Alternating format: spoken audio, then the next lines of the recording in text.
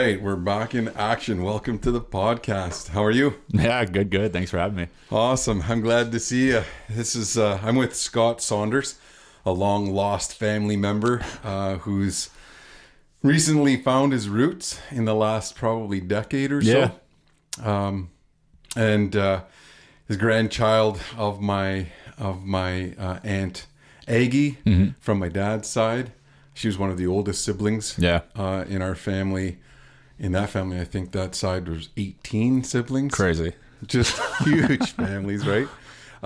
So we do have millions of cousins, and some of whom I haven't met, neither of you. But I'm glad you reconnected and found your way back home.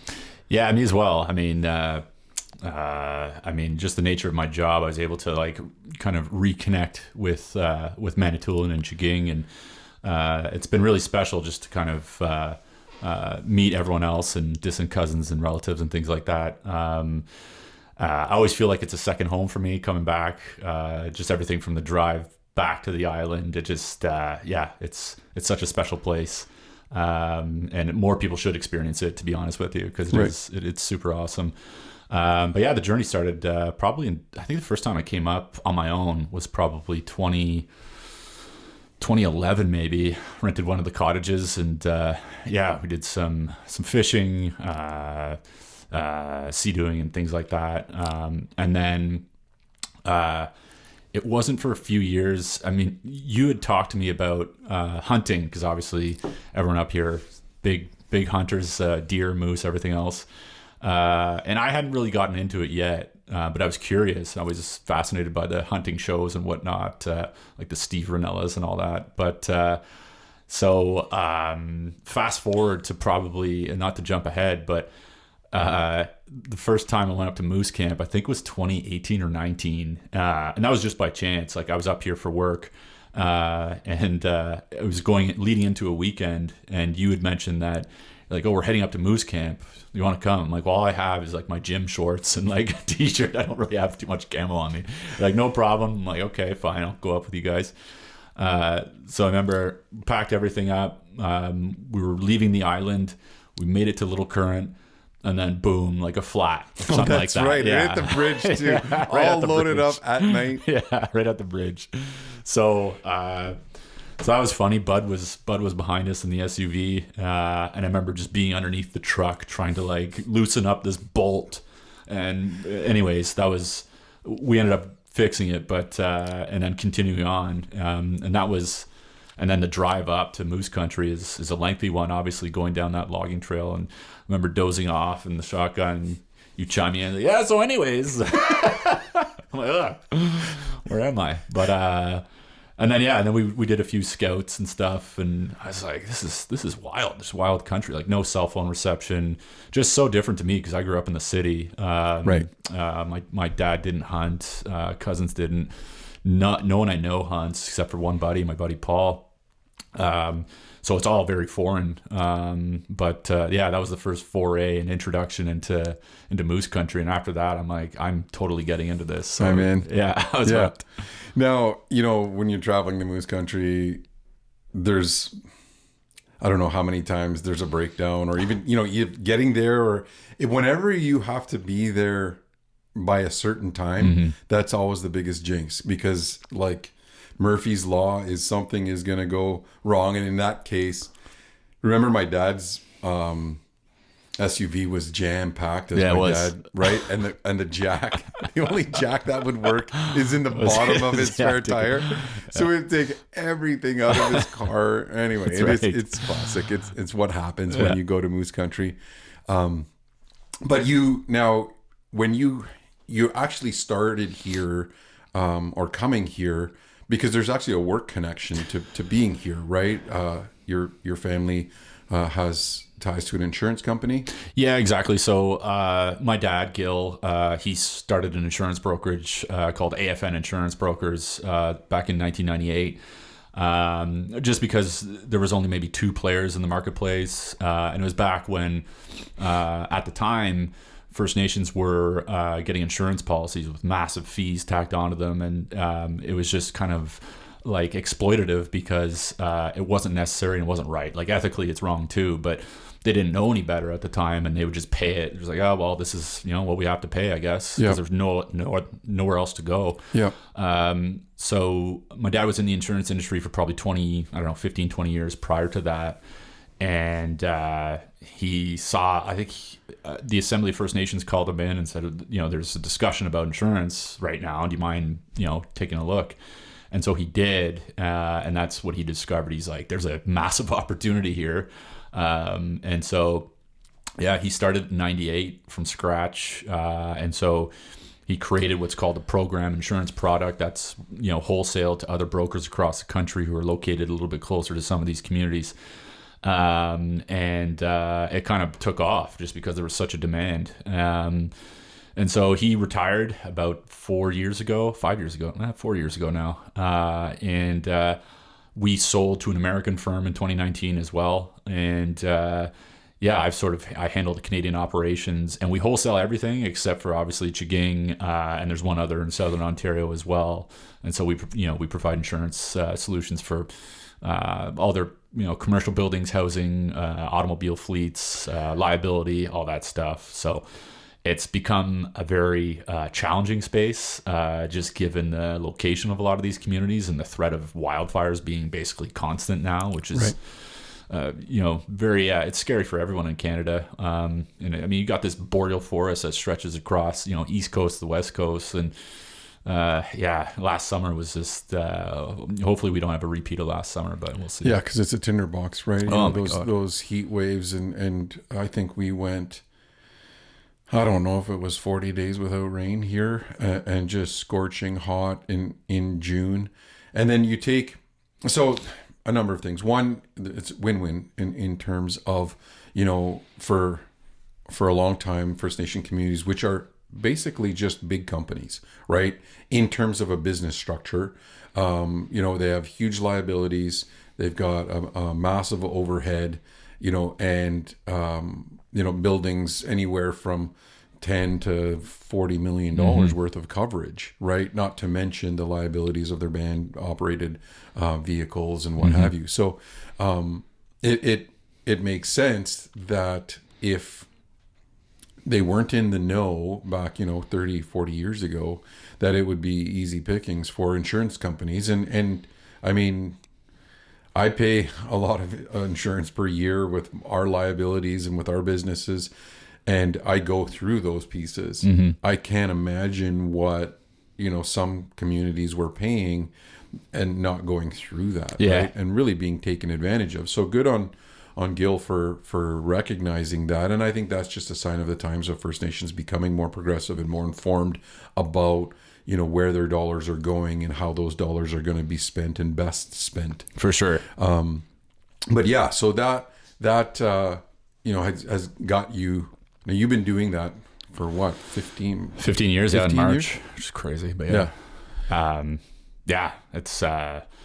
it's been difficult at times, but it's rewarding, and it's something that's very niche and kind of keeps it interesting. I don't know if I've thought about, what it'd be like to work in the mainstream stuff, but I think, this stuff is still very interesting, and it's a very difficult placement of business, so that kind of keeps you interested. And it's connected. You have a cultural connection to that, and and a familial tie. So that, I mean, when you start adding those pieces into the pie, the pie becomes a little more desirable in terms of not only bringing in an income, but also there's a benefit, and it is a win-win scenario, which is the best case for sure. Yeah.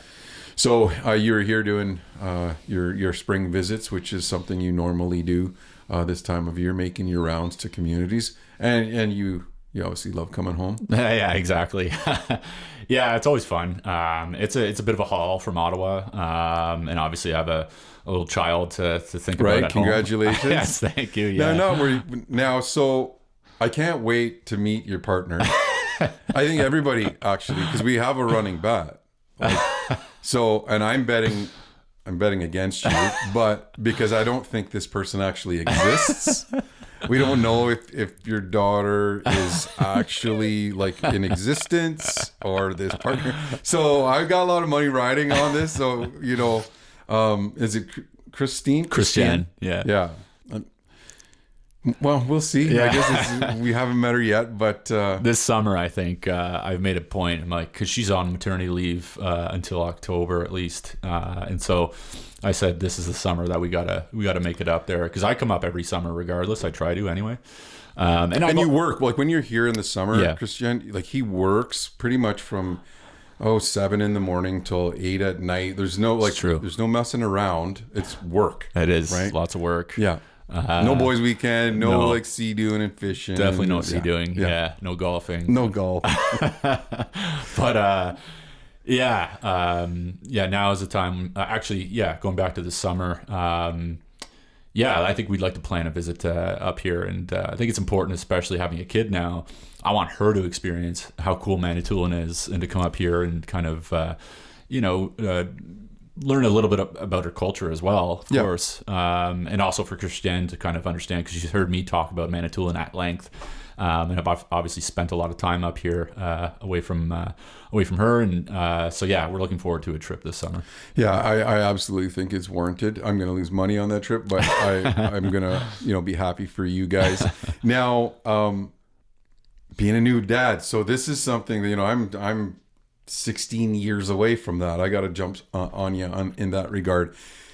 What's it been like? I know if I can remember back, it's like the learning curve is like this, yes. right? Like it's like, oh yeah, we're expecting a baby. Oh yeah, like it's and meanwhile your partner has a 9-month like head start onto what the hell's going on because she's pregnant and her change has already started. We don't see that until day one, right? And then it's just like straight up.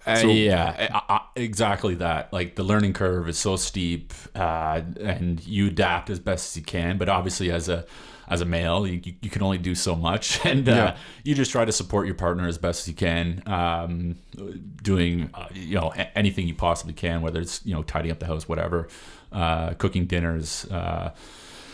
Trying to get the baby to sleep at night so she can get a few minutes rest. Does she sleep through the night now? Yeah, pretty close actually. So we're super lucky in that regard. Yeah. Like, I think she started that like a month ago. So she's at 2 months, and she would sleep, from 11 p.m. to 7 a.m. in most cases, and she'll fuss about a little bit in the bassinet, but the first month was a wild ride. I mean, anyone who's had a kid would agree. Like you're just kind of going around like, zombie land. You don't know where you're coming or going, or what time of day, you're trying to figure out this human being's habits and what they need, and it was our first, so that's throws another wrench in it. But so it was cool. And it's funny now because I like to see her develop, and like so she.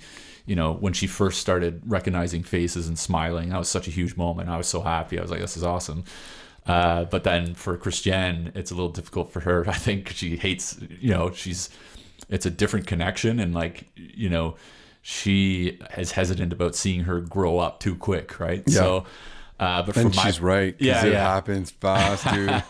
Yeah. So, and she did like her first kind of lazy push up the other day, and I was fired up, and you could just see, Christiane tearing up a little bit. But yeah, we're both excited. She's a healthy baby, and that's honest. It sounds so cliched, but that's literally all we were hoping for. Like, oh, you want a boy or a girl? I'm like, I honestly don't care. I'm like, you hear so many stories of difficulties with birth and all that stuff, and we couldn't have had a better nurse either. Like that, they don't get paid enough. Labor and delivery nurses. No. Oh my God. She was an absolute champion, just a total pro, and actually that day that Lila was born, so there's basically two main hospitals in Ottawa, the Civic Hospital and the Civic General, and we were at the Civic campus, and the General had a fire rip through it like the night before, so it affected like the labor and delivery unit, and they had to move a bunch of people to the Civic. Some had to go to Kingston, some even Toronto if they were especially sick. So it was just chaos in the hospital. And so the nurse we had was actually from the General, and she was a total rock star. So yeah, a very important role, which again, you don't really realize until you have a child. But and on the maternity ward too, what we didn't know, and this was we had with our youngest, with Aspen, you don't know what's going on in the background, right? I mean, there's could be, I think on that day that there were 6 other moms delivering, and we could sense something was going on, right? Like, but they would come because they're just, they're rotating through, and when it comes to delivery, they converge and whatever, right? And then doctor comes in for like 1 minute or whatever it is, Yeah. right? But it's the nurses that do all of the heavy lifting in that regard. But they were just, you could, in retrospect, you could see it. We had Diane's cousin was out in the hallway, and what we had learned afterwards is that a number of those deliveries didn't make it, right? So that was going on in the background, and these pros had to collect their shit, keep it together, focus on the task at hand when you're meeting with failure, basically, in terms of tragedies, shit you can't control, right? And yet they still got there's still a job, there's still, you know what I mean? Yeah. And it's unbelievable. And you're right, they're angels in disguise for sure. Totally. And they do the lion's share, so kudos to them. Yeah. So that went all well. Now she's 6 months. No, she's just over 3 months now. 3 months. So October. That's right. Yeah. So she's super cute, like FaceTiming with her last night, and she can even recognize like the face on the screen and stuff. So yeah, the connection with, I think for the guy, for the male, like the connection, I think, grows especially strong. I think like once they start to like really engage, and they're like, okay. Right. That's what gets me excited, and yeah, she's very cute. So we're very fortunate. But so yeah, fatherhood's been good so far. It's been fun. And grandparenthood, like how is your dad and good? They're all pros. I mean, God, Right. I don't know. They have that might be their 8th, I think. Yeah. So yeah, they're loving it. And then Christian's mom, it's her first and only. So. Yeah, she's extremely pumped and excited, and super supportive too, right? Like that makes a world of difference. totally. As well. Yeah, you need, for sure. You definitely need that. I mean, it's not you don't absolutely need it, but like it helps so much having a good support network, and just having friends as well that are kind of going through the same thing. Yeah, awesome. That's always good news. Now, so good timing. You're from the Ottawa area. How do you think that's going to affect turkey season? Like, are you gonna be able to get some? Because I just booked it. I'm going with Danny Bissonnette. Out your way. We're gonna film a turkey episode and a walleye episode after the long weekend in May. And I know you're trying to get a bird. Yeah. And you have been trying to get a bird on your own. Danny's king of the gobblers. So we're going to extend that invitation to you to come in and bag your first Tom with Longbeard guiding. But how's it been going in your turkey hunt so far? Well, first of all, thank you for the invite, because I think it's definitely needed. I'd somewhat taken a step back from turkey hunting, and that's how I originally got into hunting, was with turkeys. I don't know why we chose turkeys first, but my buddy Paul and I, we decided turkey was, because in and around Ottawa, like it's tough to find. I mean, if you grew up without hunting, or in a rural area, if you grew up in the city, it's tough to find land. So and land that isn't already being used. So we thought, okay, well, turkeys, maybe that's the route we go. And so we went out. I think the first time we went out, you could see the glow of Walmart in the background, and we were in our blind, and I think there was people walking their dogs, and we're like, I don't know about this. Didn't see any birds that day. So then we resorted to like Kijiji ads and see if anyone would post about, using their land to hunt. And I think Paul found a couple, and so we headed out. And this is like, must be close to 10 years ago now. And we went out. And Paul was adamant. He's like, we got to get going early. Like, sunrise is super early. I'm like, yeah. I'm like, we get there by 6:30. We should be all right. And so we drive all the way out. I think it was somewhere around Smith Falls. And we're walking up, and I'm carrying the blind and all the gear. And we turn a corner, and it's like 2 turkeys walking the other way, or like take 2 steps back. That's it. They get busted. Yeah, and then we try to load the guns quietly. They heard immediately, and they took off. And those were the only birds we saw all day. And so after that, we're like, all right, this isn't really working on our own. Let's find a guide. And so we found one. It was reasonably priced. And so we met up with them, same kind of area. Went out super early this time. He seemed like he knew what he was doing. So, we parked it, and we were looking at what looked like a tree with maybe 3 or 4 turkeys in it. We're like, oh, this is it. Perfect. About 30, 40 yards. Just wait for them to come down from the roost. All right. We're fired up. I had a crossbow at the time, I think. All of a sudden the sun starts to rise. We hear blasts all around us. Like, oh, it's crazy. And then it gets a little clearer, and I'm like, these things haven't moved, and ever. Like, they haven't moved yet. And he's like, the guy pulls up his binoculars, and he looks like, sorry, boys. He's like, those are nests. He's like, that's my mistake. Crow's nests or whatever. Yeah. What? I'm like, oh my God. I'm like, everyone's coming back because everyone else, there was a couple Tagged other, out, a couple other guides were there too, and on some other properties close by, and they were done. So we continue on. We try to spot and stalk, and we sit. I don't even know what we were doing, but we were sitting under one tree. And he's like, oh, I've seen them come out of here before. Like, all right, we wait half an hour, and then we look over, and he's fully having a snooze under the tree. I'm like, Paul, I'm done. Like, we're not doing the afternoon hunt. This is it. So we called it a day after that. And I think Paul's been out a few times since then, even last year. But for me, I was just like, I don't know about turkey hunting. Like, I got to hire a guide or, find something else. Yeah. And I think, that seems par for the course. One, you do have to get up early with turkey hunting. Like, we're in there in the dark, so it's usually pitch black. And believe it or not, birds really don't react to those lights in the morning when they're on the roost, as long as you're not right under them, under the tree they're roosting in, which has happened to us before. Where you think you roost them, and then you go back to a tree that's 80 yards away, and you're all set up in the morning, and when they start gobbling, they're gobbling right up over top of your head. Right. Not ideal, but I think getting into that turkey routine and doing it and getting a little bit of success.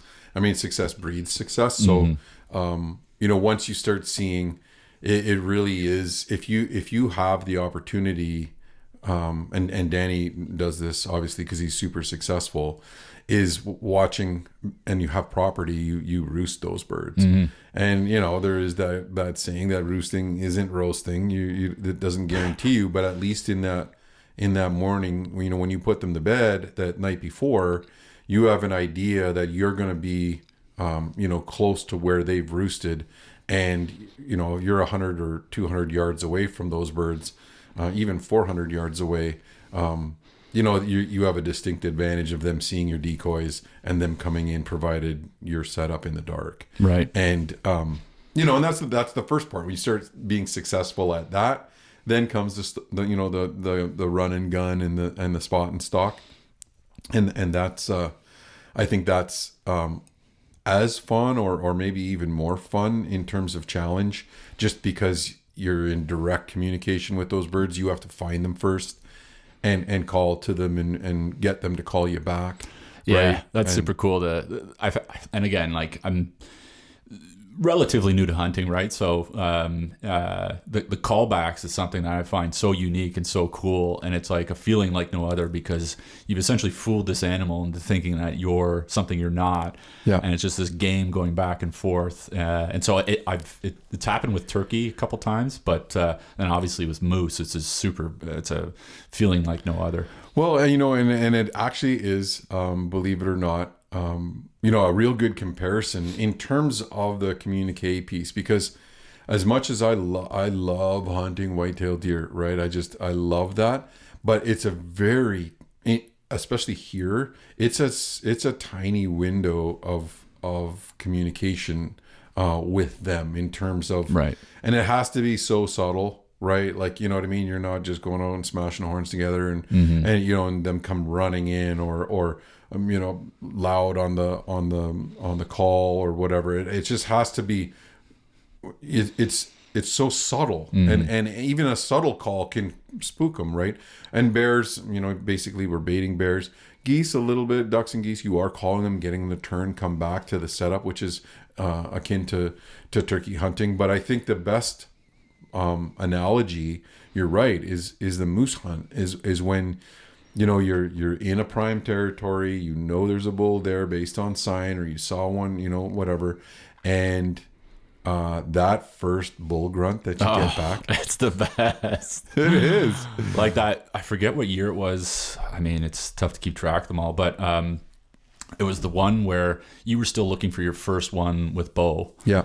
And we were, I think, like Monkey Lake or something. Yeah. And he was just on the other side of this Well, berm. we had seen, remember the day before, He's we had huge. seen that monster With two bull there. cows. Yeah. Yeah. He was huge. And so, yeah, that was that the first time I think it was the first time I had heard it. Yeah. Because I was 2016, maybe 2017. Maybe a little bit later than that. Yeah. Yeah. 19 or 20. Yeah, it might have been 2019. Because that was cool as hell.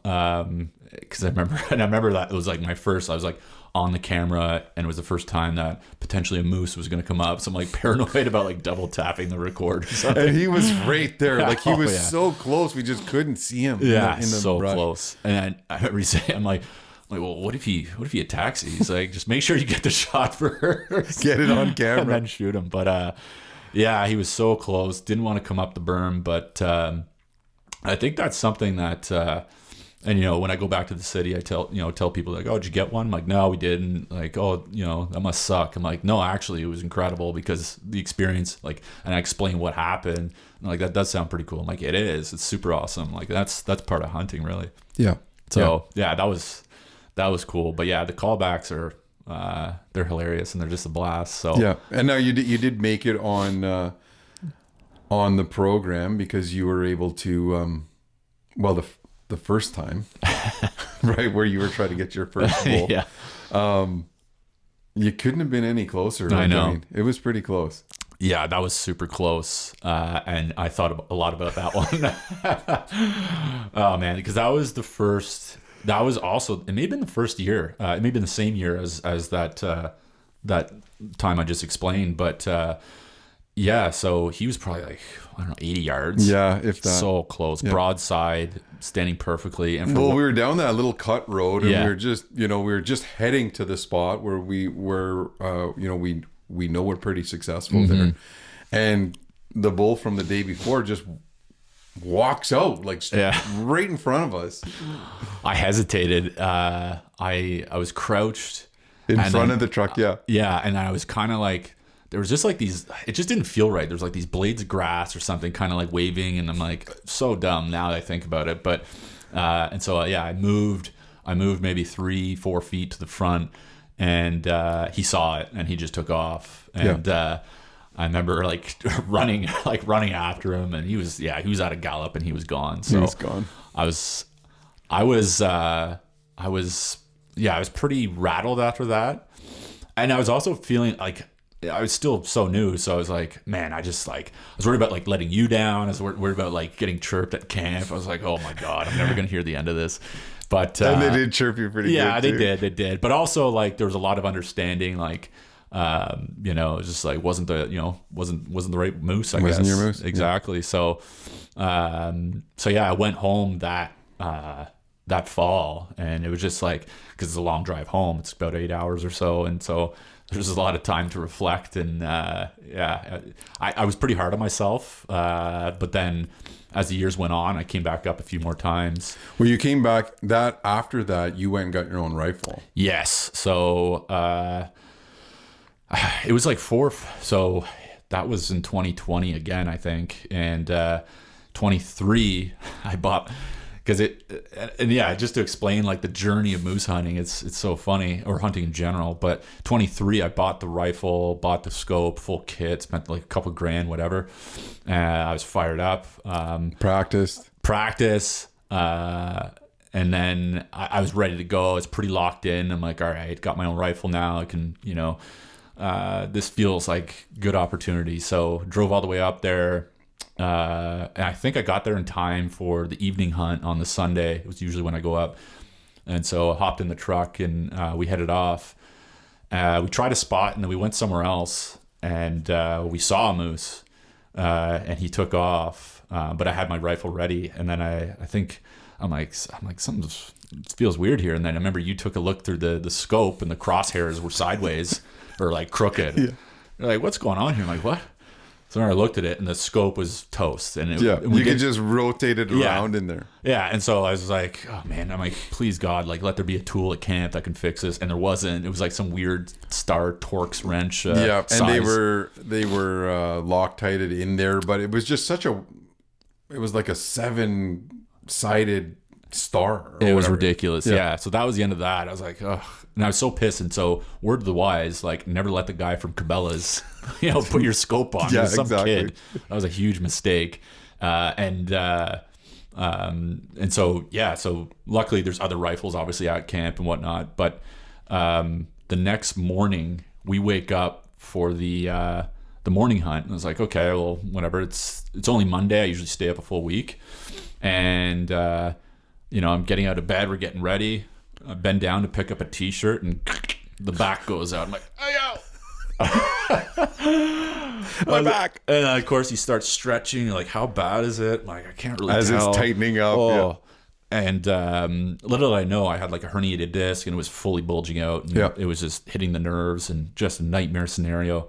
And so we went out to, I think, Monkey Lake to try that spot.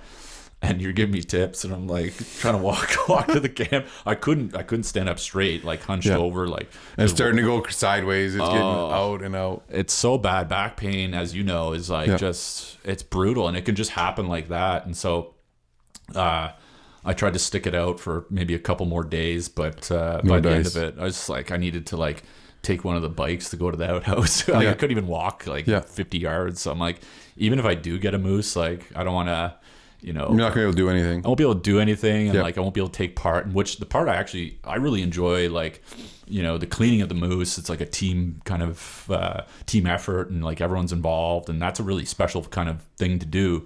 And like I wanted to be a part of that, and I didn't want to. It's like, what, it wasn't meant to be this year, from the rifle to the back injury. Like it's just, this ain't the year, so I took off. But that was a real tough pill to swallow, and the back was out for another week. And so then I kind of shifted, and I thought about this a lot too, but like, it's wild. Like I remember having like dreams constantly of like moose country, and like missing a moose and not, having issues with it, and everything that was going wrong. And so eventually I started to think like, all right, once January hits, like we'll refocus, we'll get in the right mindset. And then as we moved into spring, I'm like, all right, this is the year. I'm going to buy I bought a 6-foot freezer, chest freezer, bought a generator for the truck. I had a hoist in the garage to like hoist the freezer into the truck. There was like so many. And then I went to the range. I sighted my scope. Turns out the guy at Cabela's who put my scope on, like he over torqued one of the screws and it just sheared off. And actually I didn't discover that until like 2 weeks before going this past year. And thank God there's a gunsmith in Ottawa, because I took it back to Cabela's. I said, your guy messed this up. Oh, you can't prove that. I'm like, oh my God. Yeah. Took it to another store in Ottawa. They're like, we can't get this thing out. Take it to this gunsmith. And luckily that guy did it in like 2 seconds. And so I changed the mount, and that all worked out. But Cristiano laughed at me because all I would talk about, I'm like, this is the year. And plus you brought the freezer. Yeah, I bought the freezer. Going all out. Yeah, I had this huge truck, 8-foot bed. Had a generator running to keep the beers cold going up. And then, I hit the range a bunch. And then we dialed the rifle in again. But then that week was just so warm. And it was just real tough sledding out there. They just weren't in the rut yet. And we just didn't see anything really. A couple calls, but it was like Monday, Tuesday, Wednesday, Thursday, and still nothing. And then sure enough, like Thursday night, that full moon hit. And like, I remember a couple of the guys joking like, oh, full moon, never know. Like things change. I'm like, yeah. I'm like, you might be onto something. Cause usually animals stir and get a little frisky. But, and then the next morning, we went out and we went to Monkey Lake, and there was just a different feeling in the air. It was like, something's different this morning. And we sat, and as soon as we sat, that one wolf started howling. Right. And then like another couple chimed in. I'm like, the whole pack started lighting up. That was super cool. I was like, wow. And the conditions were perfect. Like it was a cool morning. There was frost, and the wolves were active. It kind of ruined our spot, but it was still cool nonetheless. And then it didn't work out in that spot, and so we moved. We got back in the truck, headed back to camp. But even then, as we were driving back, like all the partridge, there was partridge everywhere. Yeah. So it's like you had the wolves, you had the partridge, you had like all these animals kind of kicked into gear. So I'm like, man, someone's getting one today. They have to. And so, yeah, sure enough, we got word that Warren got one.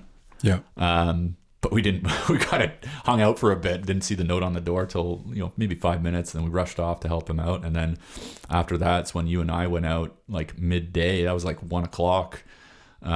We tried like a spot nearby, and totally not like the typical time that you would hunt, but it worked out really well. And it was like a surreal like TV show of like hunt because when we walked over to where we went to the clearing. At the end of the clearing, we knew there was a ravine down there, but when we got to the end and it was a steep decline down there, and when we called, it was immediate. It was just whoa.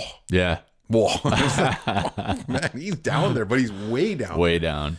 So he must have went back and forth and tried to get up one way, right? Like, you know what I mean? And he almost came up to our left there, and then he took off and he went back. Went back down. Yeah, he did. Sorry, my phone's buzzing. But that was wild. And that whole sequence, because there was we were calling him for probably and shifting, because we called from afar, then we moved closer because we didn't really know what was there, and it was that big cliff, as he said. And then I'm like, oh, he's gone, but then we heard him over here, so obviously he could get up that part. Mm-hmm. And so he started coming out. So then we shifted back a bit, and there was a bit of a berm on the side. So we wanted him just to poke his head out. And we weren't that far. We were probably 80 yards again. Yeah. But he just didn't want to. He didn't trust it. Something was off. Yeah, something was off there. And then we had the wind, so that was in our favor. But he couldn't smell us. But obviously that bugged him enough. And then he went silent again. And this was like the TSN turning point. It was like. I'm like, in my head, I'm like, we haven't heard him for like 5 minutes. Like, did he get spooked? And then I see you perk up. You're like, no, like back this way. So we moved back. We probably took, I don't know, we went 60 yards kind of back to where we were, closer to the truck. And then sure enough, he had done like an end around to wind us. Try and get our downwind. Yeah. And he just perks up. And then I remember you're like, there he is. And he just poked his head out over this hill. I'm like, oh my God. So I was curious. This was like the moment I've been waiting for like 5 years, and I was super curious. I'm like, before this, I'm like, am I gonna freak out? Am I gonna screw up? I'm gonna take a brutal shot. And I was worried about all those thoughts going through my head at the time, and letting go like a bad shot or something. But I think all the preparation, like mentally and like with everything I did, I was so prepared for that moment. Like, I think you called out to him. He stopped. He was still kind of in between. I had to shoot in between these trees that were about 80 yards away. Yeah, because there was a little island of trees in there, and we could see him come through. But there were like they had separated in there, and I'm like, as soon as he gets in there, I'm gonna try and stop him. Yeah, and he did. And then so I took the shot, got him right in the lungs, and then he took off. And then I was kind of just watching, like, reload. I'm like, reload. And he barked at him again. He stopped and then hit him again right in the neck, and he went down. Just dropped him in his tracks. That was wild. Yeah. And actually, the funny part too is when we were still trying to get him to come out from that berm a couple steps before that. It was your calling was so good, but it was funny to me because it was just like, crunching branches and I was dying laughing, but he loved it. He was all about it. He's barking right back, and I was like, this is nuts. And so that kept him probably interested enough, and that's what probably caused him to come back. Yeah. And then when he dropped, that was a whole different feeling. Yeah. I mean, in those scenarios where, and you can overcall moose, absolutely. But this moose was so committed from the first call that we let out. I was just not going to let him, off the hook, right? I'm like, and we had his attention at the tree line. We just could not see him. Like, he had to be right there, right? 80 yards and maybe 10 yards in, because he was just going back and forth and he would not break that tree line. And then that's when I thought he's going to come up that other ravine, right? Or maybe there was an obstacle there that he couldn't get around. But when we went back around to try and make sure he didn't get our wind, we were almost late in that decision to go this way. Yeah, right? just barely in time, yeah. Because he was already busted through that opening and was almost, had our wind at that point. But it was the video on it, and we're going to show it in season 8. It is a good piece of video, because I was also wearing a head cam GoPro. So I not only have the moose, but I like your reaction at the end on the GoPro. You were just so pumped. It was awesome. Yeah, I forgot you had that on, so I was like celebrating like a little kid. But the emotions were like, it was like immediate relief, because I knew he was down. There was no suffering. There was no bad shots, so he was down. So that was step 1, and then 2 was just like extreme joy. I'm like, I can't believe that actually happened. I thought about this moment for so long. Dreamt about it and all that.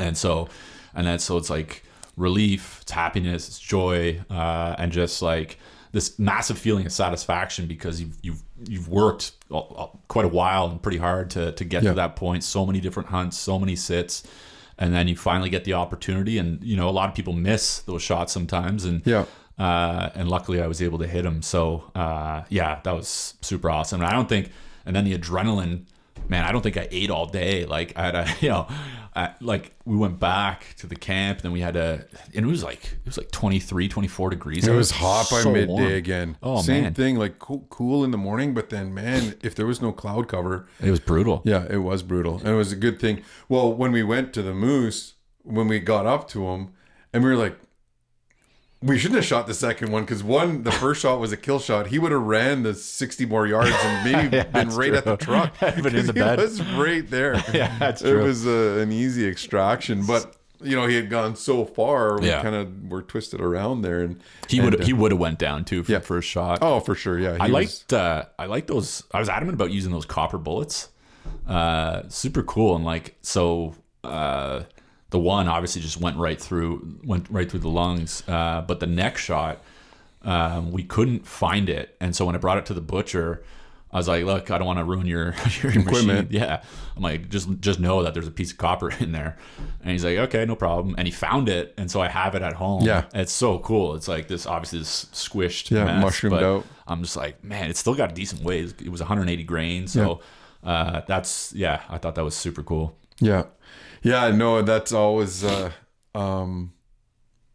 it's so gratifying and humbling and then exciting at the same time. For you want to do that again, and it just becomes, it forms this addiction. That it was good you had the freezer, because I wouldn't have been able to bring it back to Ottawa. There's no way. No way. And we actually had a question from the audience. It's actually the guys at Moose Camp. They were pretty sure that you were bringing our shares of the moose back, because we're all out of moose meat. Are you? So they wanted me to ask and just take their share, because I'm sure you brought it back, and because they're starving to death. No, we haven't been able to ice fish, right? And starving up here, and. So we're running on fumes up here. Well, I'm gonna make more sausage, I think, because actually the other part of it was, it was, although I had the freezer, it was, you still gotta, and I didn't realize, like, you gotta keep the meats separate from each other. Like the quarters need to be separated, the neck meat and all that stuff. The loose meat needs to be separated. Otherwise, it just it keeps the heat, and it's very difficult. Holds the heat. Yeah, it holds it. So you need like pieces of wood in there, and that gets tricky, and that just barely fit in that freezer. And so I drove back to Ottawa, and the butcher who I'd originally planned to take it to, she was full. So I was like, great. It's like a Saturday, late afternoon. I'm calling everyone in the area. They either their freezers were full or they don't take game meat. They don't. Yeah. A lot of places are like that. They're not licensed. And so finally I find a guy in Alfred, which is like an hour east of Ottawa. He started kind of like this new operation. And he's like, yeah, no problem. He's like, but I can't take it till Monday. I was like, okay, fine. So I just had to move the meat around, and it ended up freezing pretty good. But I had to take the rental back because I only have like a sedan back home. I don't drive a truck. Right. So I was like, oh no. So Just take the moose out and then bring the freezer out, put the moose back in. I had to back the truck into the garage. I had to take some of the meat out because I was worried that the hoist would break if I hoisted it with the moose meat in it. So I had to take the moose meat out, put it on a tarp, take the freezer off, put it down, put the meat back into the freezer. Thank God my back was intact after this. Wasn't out. Oh my God, I'd be toast. So then when I drove it back on Monday, I had to like put the seats down in my like sedan and like put a tarp down. And I loaded the whole car with moose meat, raw moose meat. That's awesome. I drove it out to Alfred and like got there, and the butcher had a good laugh, but he did an excellent job. Like, vacuum sealed all the meat, labeled it, made phenomenal sausages. Like, I think it was maple chipotle sausage. Wow. Unbelievable. I'm going to get some more done and I'll bring them up. Cause they're tasty. But That reminds John Ainsley has a funny picture. I'll never forget it. He must have he tracked a bull, and it was in December, and when he shot it, he was way the hell back, and I think he had a Pathfinder at the time, like one of those Nissan SUVs, and he and his two boys, Tyler and Cole, they put that whole moose right in the vehicle, put the seats down, and they're driving, and those kids weren't that big, right? Well, they were teenagers, but they were like on the moose in the it's just classic hunting picture. Old John boy. Yeah. He's been one of my favorites to get to know over the years, and he's just such a funny dude. Yeah, he's a maniac. Just bought a new boat too, so he's hitting up the Huron Bass Tour this year. Attaboy. Yeah, he's going at it pretty hard. So now you've got all this meat, right? And you're new to the hunting world. So you've had it when you're here, but now it's on you, like in terms of preparation and in terms of, so how have you been preparing it? One sausage you had, but like what else are you cooking with it? Yeah, so the roasts are pretty easy. Crock pot those. And just load it with like beef broth, tons of onions, and it comes out unbelievable. Like you leave it in there for 6 hours, depending on the size. So that's been really good. But you only have so many roasts. With the ground meat, different things like burgers for sure. I mentioned I did donair style meat, so that's probably my favorite. And so what is that exactly? It's like I just found it. I think it was like on some Alberta forum, but it's basically like I took like 3 pounds of ground meat, put it in a food processor, got it into like a paste, because otherwise if you clump it together, it just comes out like a meatloaf. Yeah. But he put it in a paste. You kind of slap the air bubbles out of it, so it's super dense. And of course, you're mixing it with all kinds of different spices. But all it is different spices in there. You slap it till you get the air bubbles out, and then you just throw it in the oven, and it comes out just as one slab. You let it cool down a bit, and then when you cut it, it's like going to like a kebab shop or a shawarma shop, but it's moose meat. And then the donair sauce is super easy. It's like I think it's like sweetened milk or unsweetened milk, something like that. Drizzle that on, have it on like a pita and lettuce, tomatoes, cucumber, and it's phenomenal. It takes a little while to cook, like 2.5 hours in the oven, but so that's been a lot of fun to cook and eat. The roast, the burgers, meatballs, made some of those. Yep. Yeah. So far so good. We don't have a huge household, and I've given away like a lot of the meat to like my parents and my brother and other family members and stuff. And actually, I haven't even had a steak yet. Right. Well, so you've got some serious got some back eating straps to do in there. Yeah. Yeah. No. Awesome. Well, and the thing is that when you do that and become a harvester, you take a step in closer to the center of your food system, right? So now and for many people, not all, but it's harder to do in the city to be anything but a consumer, right? So, and by being a consumer, and I am a consumer, you're by default, there's wastage, right? And so it's on us to try and limit that waste amount, because, you know, as Canadians, we are number 3 in the world in terms of food wastage, which blows my mind, because in First Nations, food security is such a big issue. But that's a fact. And so as you take that step into, you know, the center of your food system, you now are you know, part of the production line in terms of a harvester and a distributor, right? But so there's other pieces that in terms of hunting and harvesting that non-hunters and harvesters never get to experience, right? Which is to become closer to the center of that food system. And by doing that, you know, you do want to you get so connected to not only your food, but to the land from which it comes. You're more aware, you're hyper aware of wanting to be a producer as well, in terms of how do I help sustain this so that, you know, other people can do that, or I can continue to do it. And so you become more active in conservation pieces and you know, all of those aspects of that food system. And you just develop this this appreciation on another level, right? Like, how many people have ever had to move their hamburgers from a freezer into a vehicle and then out of the vehicle and back into a sedan, you know, before they get it to table, right? And so you create this relationship with your food that gives it reverence. And the end result is that I'm not going to waste this. I'm going to do everything in my power that after I do the last step, which is consuming, then I make sure that I don't waste this.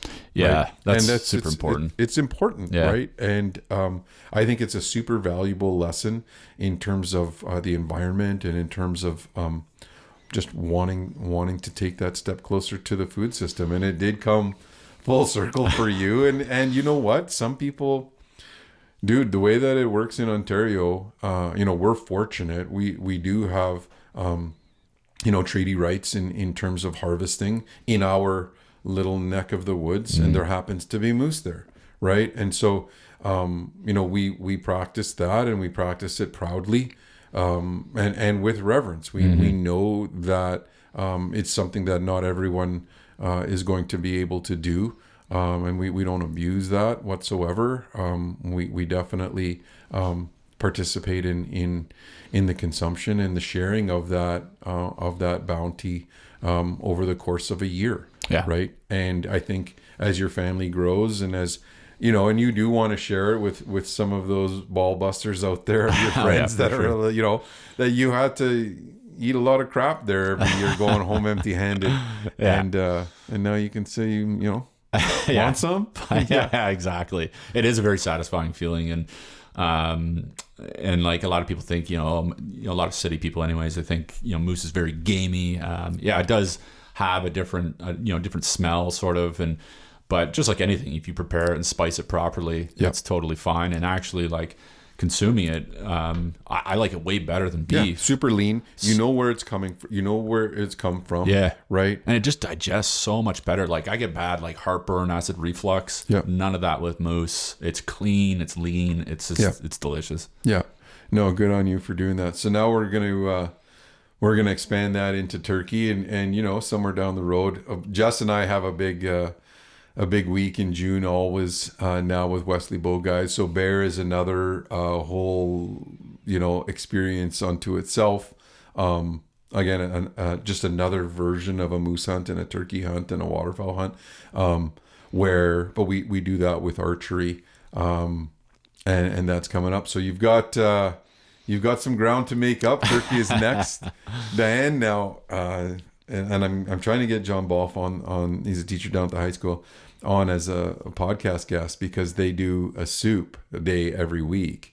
And I brought wild turkey in for the kids' soup day, and the kids make this crazy ass soup, which from scratch, you know, John's in there no, you got to put the feet in there too. And like putting the whole carcass in the pressure cooker, right, to get the broth and right from scratch, and one wild turkey fed, I don't know, 65 kids. Wow. Yeah. That's with wild. soup.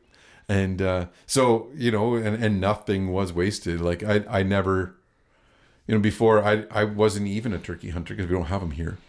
Which is surprising. That's got to be coming soon, you'd think. Well, no?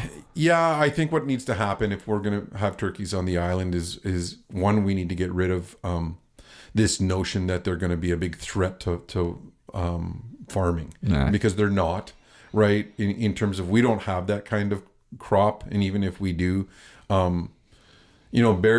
three bears would do more damage to corn than a whole flock of turkeys, right? And so once we get over that fact, and then the other piece is in terms of our industry on the island, which is tourism, turkeys would add 6 weeks of tourism. Yeah, that's right. If we had because everyone who has property here, almost everyone, they deer hunt it. Right. So they come up for a week though. Well, we could extend that into a real slow season for us, prior to the high tourist season in the summer of turkey season, all of the end of April and all of May. We could bargain 5 or 6 weeks of turkey season, of having all of those property owners come back and take a shot at turkey hunting. Yeah, that's a good point. And it would bring a crazy revenue stream back to the island when our tourist operators and our gas stations and our grocery stores and all of that need it most, right after the dead of winter.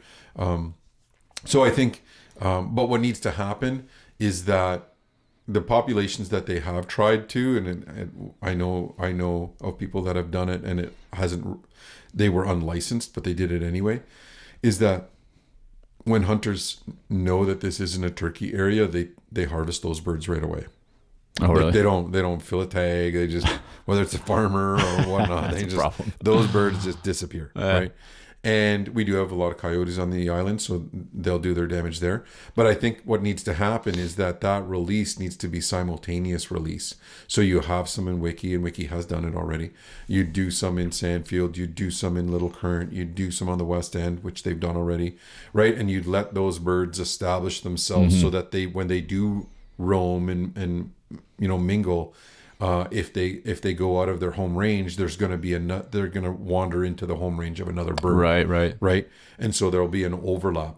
But if you just put 20 out and hope that they start here and get, flourish, it's going to take them 30 years to make it sustainable on the island. But this has the right ecosystem for those birds. Totally. This past winter would have been a great winter for turkeys because there's been no snow, right? They would have. They're all over Ottawa. It's crazy. It would be. I can't wait to go to Ottawa and do some turkey hunting there, and maybe even some snow geese. We've hunted snows there in April, which is also a great hunt on that flyway. There's just, I don't know, hundreds of thousands of birds. Yeah, I didn't realize that until I was driving back from Montreal to Ottawa, which cuts right through there. And there's like 2 photographers on the side of the road and like hundreds, maybe thousands of birds. I'm like, what is going on here? I think I texted you. I'm like, what are these things? Yeah. Like, oh yeah, it's fields of snow geese. Yeah, it's wild. And when we hunt them, our decoy field has 700 decoys, 1,000 decoys in there, because the flocks are monstrous. There's 3,000 birds, when they do that vortex, and you've got that one flock of 1,000, and then the next flocks they're just trying to get down. They're harder to hunt because they've been hunted all up through Maryland and all that, the southern states. So we're the last to shoot at them on that migration, but we still can knock them down. With some 3.5 number 2s. But yeah, so lots of fun that way on the horizon. One of the things that we do, as we're signing off, is we talk about a rose, a bud, and a thorn. Rose is something that you're happy about, or just it's just a plus right now in your life. A thorn is something that's just is a thorn in your side, whatever it might be, it's like a bad back or whatever. And then a bud is something you're looking forward to. So if you had to think about your rose, your bud, and your thorn, what would it be? I mean, the rose has to be my daughter, I guess. Yeah. That is the right answer. Yeah. Yeah, she's awesome. Just such a happy baby, and brings joy to the house every day. The thorn, yeah, actually, you mentioned back, which is actually a good answer, but I've worked quite a bit to kind of get the back on track, just with core exercises and things like that they preach about. Because other than that, yeah, I don't know, life's kind of good right now. I mean, I've ticked a lot of boxes this past year, so I had the child, and actually, I mean, there's always stuff to work on, like just interpersonal stuff and things like that. And then what was the last one, bud? So the bud is something you're looking forward to that's for this coming year. up. Yeah. Well, the boys have a trip to Chicago coming up this weekend, so yeah. We're hopeful to see Connor Bedard out there, but I don't know if he's going to be back. But because the Sens are playing Chicago after that big dub against Toronto on Saturday. Don't get me started. Derek's skiing in Quebec right now, and the day after Riley pulled his antics, he sent me a picture, and he's like, I don't know why, but people are looking at me weird all day today on the hill. And he's got his signed Riley jersey on as his snowboarding attire for the day. And he's like, what? He goes, it was warranted. That probably just came out, that decision, because Riley was having his meeting this morning. Oh, was it? They haven't announced like how many games? No. Oh, man. Yeah, but I'm thinking it'll be 5. Like, I'm thinking it'll be a 5-gamer. If it's more than that, I'd be surprised. Like, I don't think Greg was hurt, so... No, he wasn't hurt. He deserved it. He's a little rat, for sure. I thought it was hilarious. Yeah. But if I'm Riley, like, I just don't use your stick, you know? And you know what? And he's not a goon. No. And it didn't matter. You were damned if he did, and you're damned if you don't. If you're a Maple Leaf, it's such a harsh, even us as fans, right? We're harsh critics. We always have an opinion. They shoulda, woulda. They could have done this. And I liked on TSN last night, they talked about, they asked a bunch of players, right? Not just Toronto players. They had Wendell Clark and whomever, but they had a bunch of players on, Kane, and they're like, yeah, I would have done the same thing. Yeah. And you're coming in hot, like, he didn't take him out and whatever. He did hit him across the head, but it looked like he was probably going for the shoulder, and you know what I mean, and rode it right up. And it's just a guy who isn't used to doing that kind of thing. Yeah, like normally, like you try to like cross check in the ribs, low, where that equipment kind of stops. Like that would be a better kind of move. But he was mad as shit. Yeah, mad. I mean, they're just. Tough spot for Riley to be in, but and you know what though? Last year they went through when he got hurt. I think they had a 15-game span. They went 12-2-1. Oh, really? In December of last year, like the year before, and they have a better defensive core now than they did then. So yeah, he's a core player, absolutely. And I think, if anything, it brought the team together. They need that spark. They need to be angry and be pissed off a little bit, and just not take that kind of shit. And my thing, because of course I want to post to all of the stuff on there, but I know I'd get so much hate, and I don't feel like that argument right now. So my post always is, well, let's just see if Greg does it again, right? Let's see will he do it again to another team? He might. He might. You know what I mean? But he knows now what's going to happen, right? For sure. See, in his defense, like trying to think of why Greg did it, on the previous play, like maybe 2 shifts prior, McCabe was like all over in front of the net, like high sticked him. He went down. There's no call. There was like a ton of Leafs fans, as there always is in that barn, just because Sens season ticket holders always sell their tickets for massive profit. And it's just brutal going to the game as a Sens fan, because but they're very vocal, it's loud, so he just wanted to put an exclamation point on that. And he's he is a naturally just a rat, which is I love him. I think it's hilarious. Yeah. It's kind of like he's sort of like a Bunting for the Leafs last year, sort of. Yeah, an agitator. Yeah. It gets under your Provoker. skin. Yeah. But I'm glad. Like, it's nice to see like a bit of a rivalry, some bad blood, because the game just got so boring over the years. There's hardly You know any what? It animosity. doesn't. And you catch hate for saying it, but man, like, it's entertainment. You want to be entertained. There's got to be some violence, a little bit of WWE in there, right? There's some drama, and but the thing is that's real. Like, and you don't want people getting hurt, obviously. But man, they get paid big salaries to put on a show, and for the most part they do. But no one likes.